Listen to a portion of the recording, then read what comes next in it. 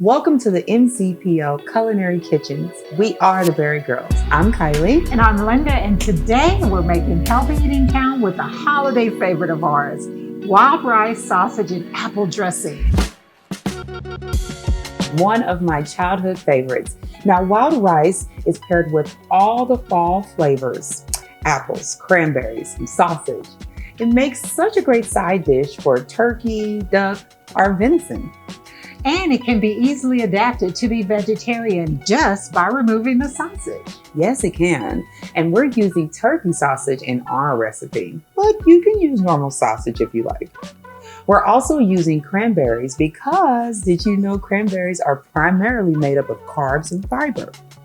Now, this boosts several vitamins and minerals, so enjoy those. And if you ask why we're using turkey sausage, it's because it's a leaner cut for a sausage.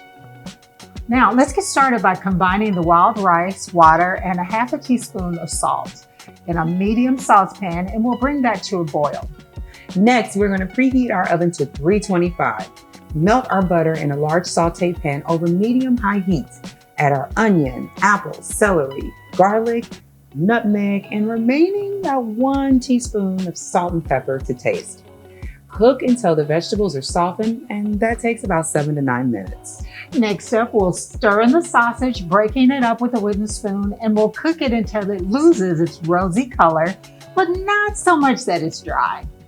Now, we'll stir in our cooked rice, sunflower seeds, and cranberries into the vegetable mixture. And we'll transfer the mixture to a baking dish and cover with aluminum foil and bake until it's thoroughly heated, which takes approximately 25 to 30 minutes. You're ready to serve this tasty side dish with your holiday meals, and the family's going to ask for it every time. Don't forget to leave a like and follow us, the BariGirls, on Facebook and YouTube. And when you try these at home, please leave us a comment and let us know how you make it count.